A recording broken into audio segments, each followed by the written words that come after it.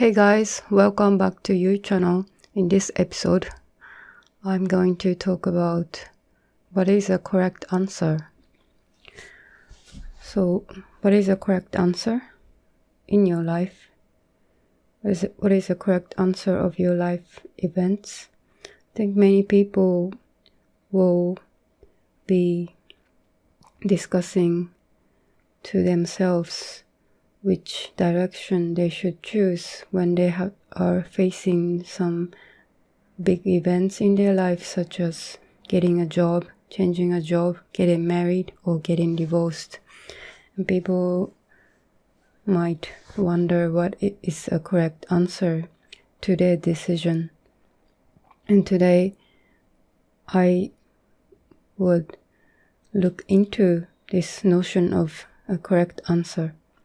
So, talking about correct answers, I will remember my school education. I attended Japanese schools since elementary school to the university, and most of the time Japanese schools encourage kids to find out a correct answer, and most of the time tests and examinations are provided in a way there are multiple answers and you just pick one from 4 options. And most of the time, the school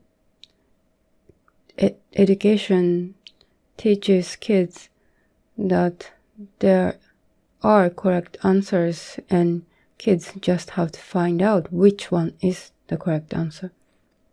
So, for most of the Japanese kids,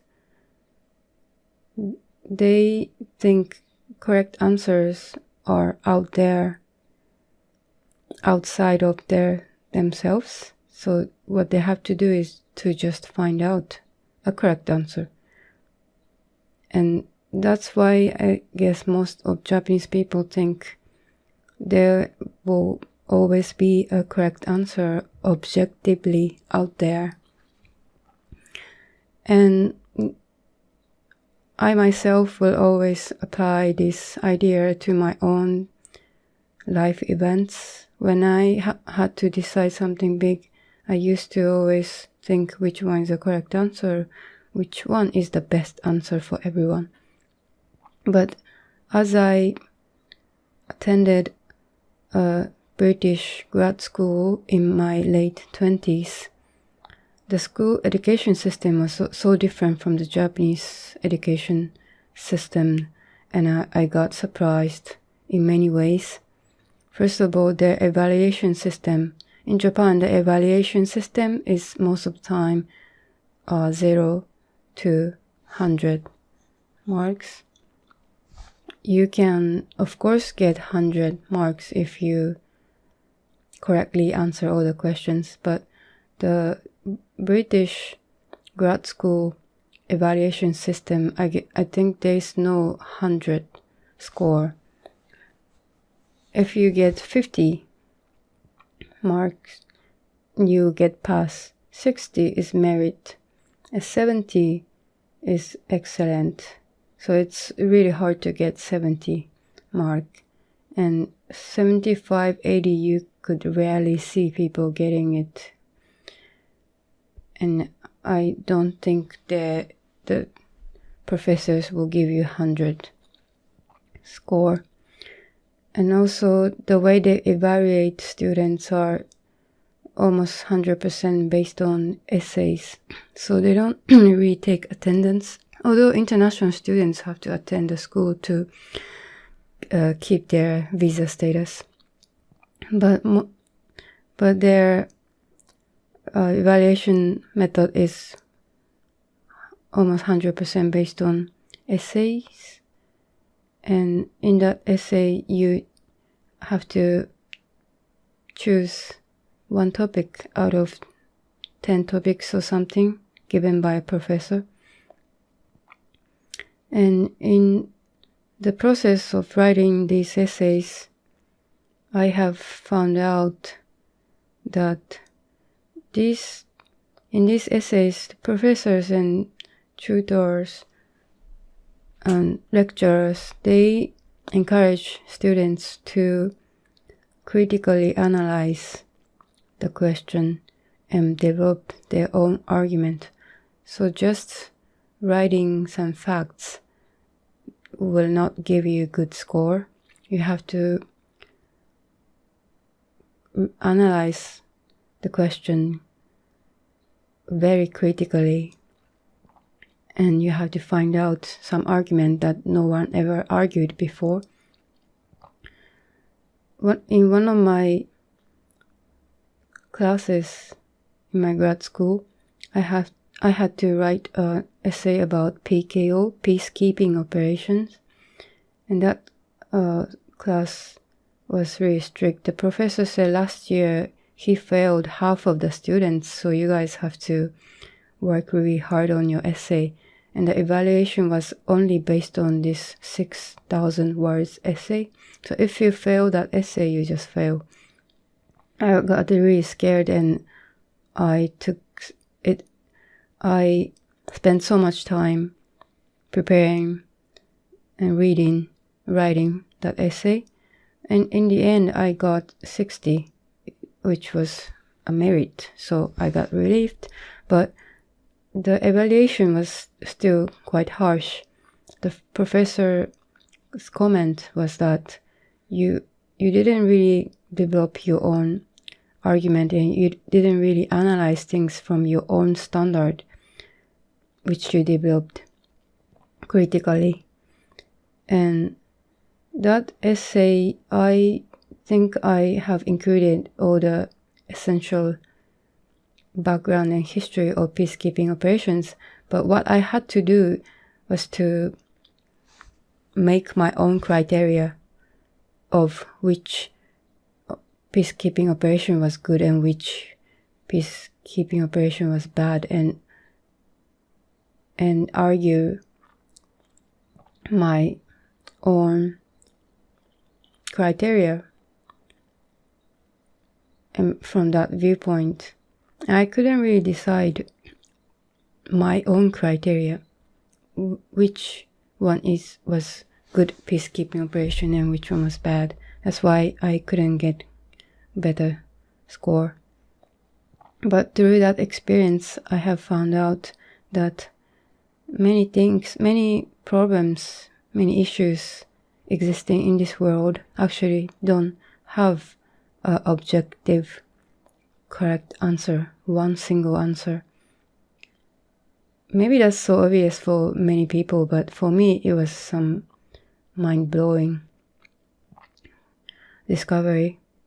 I always thought there is a objective correct answer which everyone will think is correct, but after all, there is no such a correct answer objectively. Everything is decided subjectively. Even those academic books, journals, these are all, after all, subjectively written. And also you cannot write your own essay without your subjectivity. And many times when you see world news, any news, people tend to receive the news as it is, but these news itself are also seen from their subjectivity. So all the news are subjectively written and broadcasted. And this subjectivity made me think that when you decide some big decision in your life, after all, it's on your subjectivity. Whether you think it was a right or bad, it's all up to you. So that's why when you're asked who will decide a correct answer of your life event, I will answer, that's you. You will decide which one is your correct answer. And the moment you decide that one is a correct answer, that reality will be shown onto your screen. That reality of you deciding that will become real and become reality and will be projected onto your own screen, which you are seeing. This screen analogy I discussed in the last episode. If you missed it, you can listen to it once again. So after all, when you face a big life decision, it's you that decide a right answer. The moment you decide it, you'll be responsible for your answer. So all the answer lies inside you, not outside of you.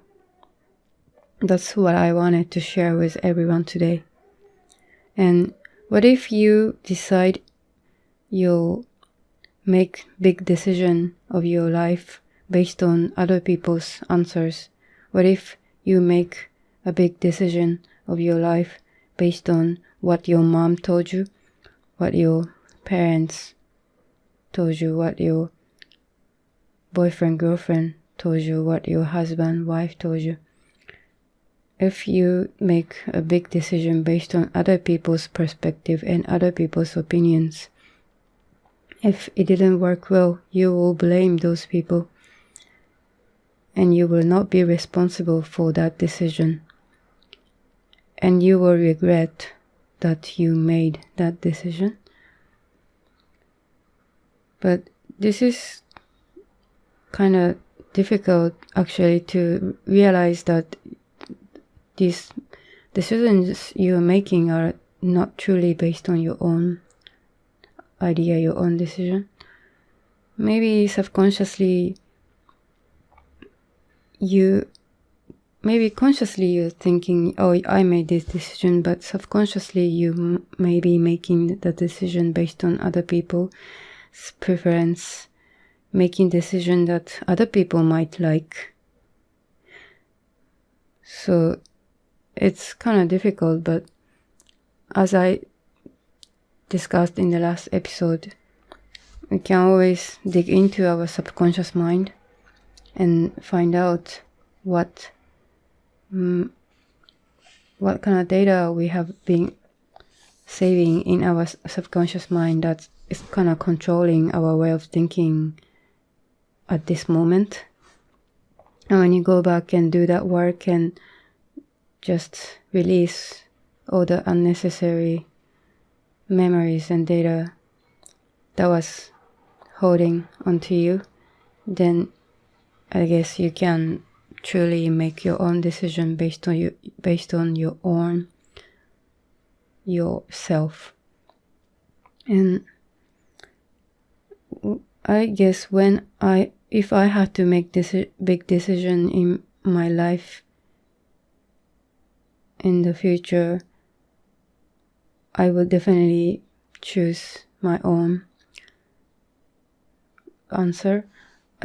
In fact, when I was going to marry to my husband, and he is an Indian, I'm a Japanese, and many of my relatives actually were against the marriage when I told them that I'm going to marry an Indian. I think they were also worried about me, but then I thought, should I listen to them or should I not? But then I thought, these relatives, that like aunties, will not be responsible for my own life. I am the one who is responsible for my own life, so I don't have to listen to them. And then I got married to my husband, and right now I'm quite happy, so I'm glad that I make that decision based on my own answer. So I guess in the future, if I also have to make any big decisions, I would always choose the one I instinctively think is correct and the one my heart will feel warm, I can feel love and light. I guess that's the correct answer of your life. If you're not sure which one to pick, just feel it. Feel those two options. What if you pick this option, how would you feel? What kind of feeling would you feel? Love and light? Or you pick another option, will you feel love and light? Will you feel warm or you will feel bad? If you're feeling good, you always should pick that decision. If you're feeling bad, if you don't feeling well, you shouldn't pick that decision. After all, your instinct is really important factor in your life.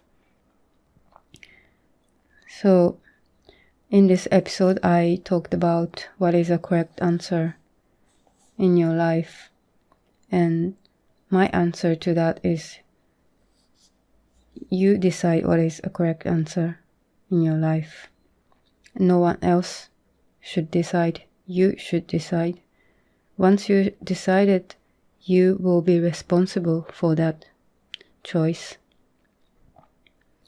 And that decision will be reflected onto your reality, and you will start making a new reality based on your decision.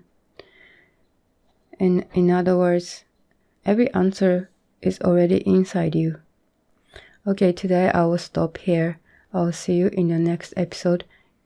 Please send me messages on Twitter or Gmail if you have anything unclear, or if you just want to talk to me. Thank you so much. Bye bye.